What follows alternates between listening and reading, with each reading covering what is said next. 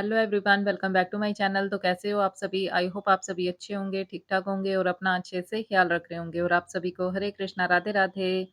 तो आज है देव उत्थान एकादशी, एकादशी की और तुलसी विवाह की, हमारे ठाकुर जी के विवाह की आप सभी को हार्दिक-हार्दिक शुभकामनाएँ।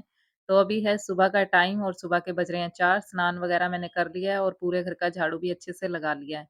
तो अब जो है ना सबसे पहले मैं ये काम कर रही हूँ गेरू मिट्टी से ना तुलसी महारानी के यहाँ से जो है लीप रही हूँ। तो ये इसको ना चाहे गाय के गोबर से लीप लेना चाहिए पर लेकिन मेरे पास गेरू मिट्टी रखी तो नहीं थी, कल शाम को ही मैं लेके आई हूँ क्योंकि ये लीपने वगैरह का जो काम होता है ना 1 दिन पहले कर लेना चाहिए। पर गेरू मिट्टी है नहीं थी, फिर शाम को जब हम लाए ना तो उस समय जो है थोड़ा अंधेरा हो गया था। तो मैंने सोचा इस टाइम तो चलो क्या लीपना है, मैं सुबह ही कर लूँगी ये काम। तो बस यही काम मैं कर रही हूँ। तो अभी सुबह के बज रहे हैं 4 तो वैसे ना मैं साढ़े 3 या पौने 4 के करीब उठती हूँ कार्तिक मास में, लेकिन आज मैं थोड़ा ज़्यादा जल्दी उठ गई थी, तो 3 बजे के करीब मैं उठ गई थी और उसके बाद मैंने पूरे घर का झाड़ू लगाया और स्नान वगैरह भी मैंने कर लिया है। तो तुलसी माता के वहाँ से ना गेरू मिट्टी से मैं लीप के और अब आ गई हूँ रसोई में।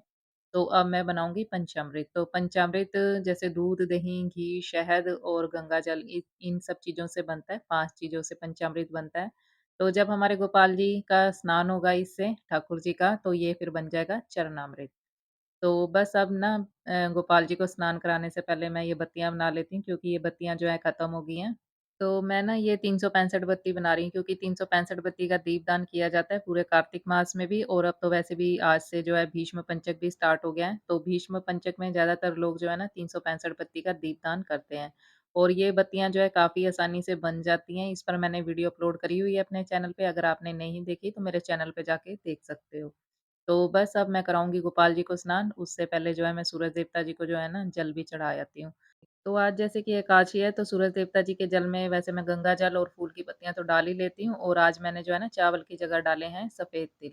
तो जब भी एकादशी होती है तो मैं एकादशी वाले दिन मैं सूरज देवता जी के जल में तिल ही डालती हूँ। तो ये देखिए मैं गोपाल जी के लिए जो है ना पैंटियाँ भी लेके आई थी तो आज इनको इनमें से ही पहना देती हूँ। और गोपाल जी के स्नान वाले जल में भी मैंने थोड़ा-सा गंगा जल डाल लिया है और थोड़े से डाले हैं सफ़ेद तिल। तो इसमें मैंने गुलाब जल भी डालना था लेकिन गुलाब जल डालना मैं भूल गई। तो कभी-कभी ऐसा हो जाता है, जैसे कभी-कभी तो क्या ज़्यादातर मेरे साथ ऐसा ही होता है, गुलाब जल वगैरह मैं डालना भूल ही जाती हूँ। तो गुलाब जल और केवड़ा जल वगैरह भी हमें डाल लेना चाहिए गोपाल जी के स्नान वाले जल में। तो जब भी मैं गोपाल जी को पंचामृत से या दूध दही से स्नान करवाती हूँ ना, तो पहले थोड़ा-सा जल से स्नान करवाती हूँ, उसके बाद ही जो जैसे पंचामृत हो गया या दूध दही फिर उससे स्नान करवाती हूँ। तो मैंने गोपाल जी को दूसरी थाली में विराजमान कर दिया है और ये जो पंचामृत है अब बन गया चरणामृत, तो ये जो है घर में हम प्रसाद के रूप में ले लेंगे सभी और अब मैं गोपाल जी को साफ जल से स्नान करवा देती हूँ।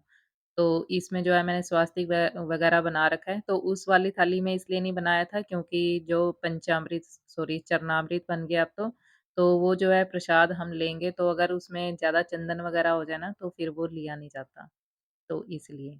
तो बस गोपाल जी का स्नान हो गया और अब इनको जो है ना मैंने आज पीली ड्रेस पहनाई है, तो आज वेलवेट की ड्रेस पहना दी है वो इसलिए क्योंकि बाहर थोड़ी-सी हवा चल रही है, तो इनको ठंड ना लगे तो इसलिए मैंने जो है वेलवेट की ड्रेस इनको पहना दी है। तो दीपक जी ने जो है ना शंख को भी अच्छे से धो के पोंछ के रख दिया है क्योंकि उसमें भी जो है ना चावल भर के रख देंगे। तो जो चावल शंख के होते हैं ना वो हम निकाल लेते हैं फिर उसी में भर के रख देते हैं क्योंकि शंख को कभी भी ऐसे खाली नहीं रखना चाहिए। या तो उसमें जल भर के रखना चाहिए या फिर चावल भर के। तो अगर हम शंख में पानी भर के रखते हैं ना तो उसमें जो है थोड़ा-सा पीलापन आ जाता है शंख में, तो इसीलिए मैं पानी नहीं भरती, चावल ही भर के रख देती हूँ।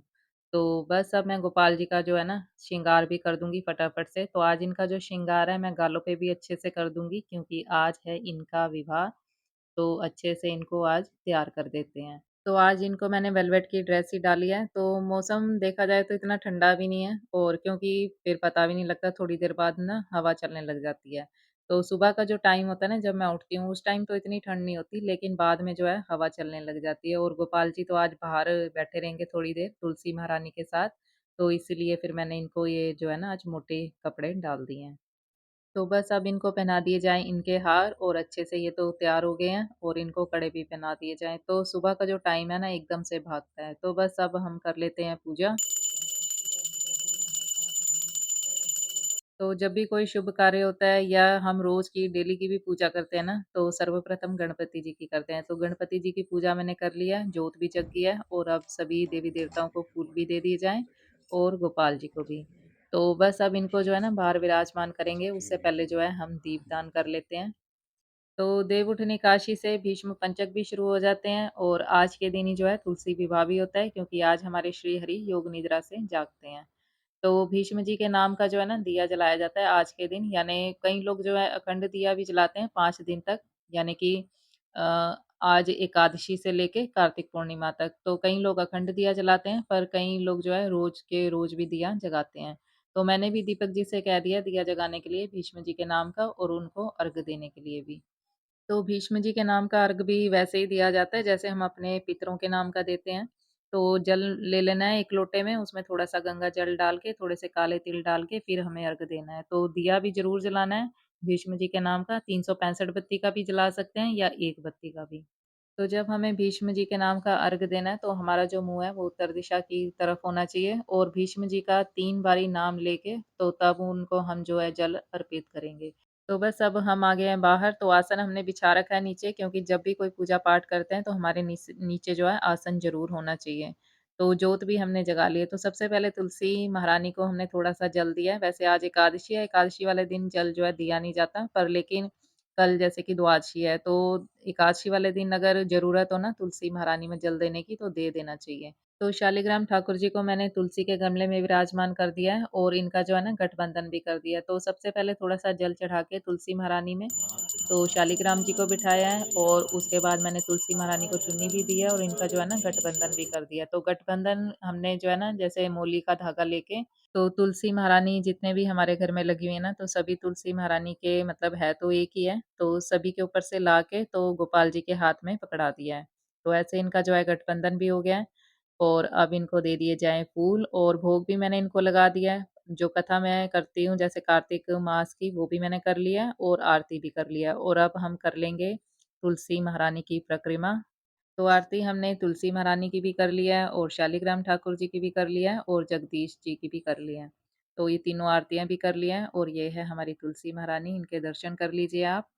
तो आज जो है ना शालिग्राम ठाकुर जी सारा दिन तुलसी महारानी के साथ ही रहेंगे, क्योंकि इनको मैं शाम के समय उठाऊँगी, लेकिन बाल गोपाल को मैं थोड़ी देर में उठा लूँगी, क्योंकि अभी ना बाहर हवा चलने लग गई है। तो थोड़ी देर में उठाऊँगी, अभी नहीं, क्योंकि अभी दिए भी जग रहे हैं, जोत भी जग रही है इसलिए। तो ये थी मेरी सिंपल सी साधारण सी पूजा तुलसी विवाह वाले दिन की और एकादशी की। तो उम्मीद करती हूँ आपको वीडियो अच्छी लगी होगी। अगर अच्छी लगी है तो लाइक, शेयर और सब्सक्राइब ज़रूर कर लीजिए मेरे चैनल को, और कमेंट बॉक्स में अपने अच्छे-अच्छे सुझाव देना बिल्कुल मत भूलिए। मिलते हैं नेक्स्ट वीडियो में, तब तक के लिए हरे कृष्णा, राधे राधे।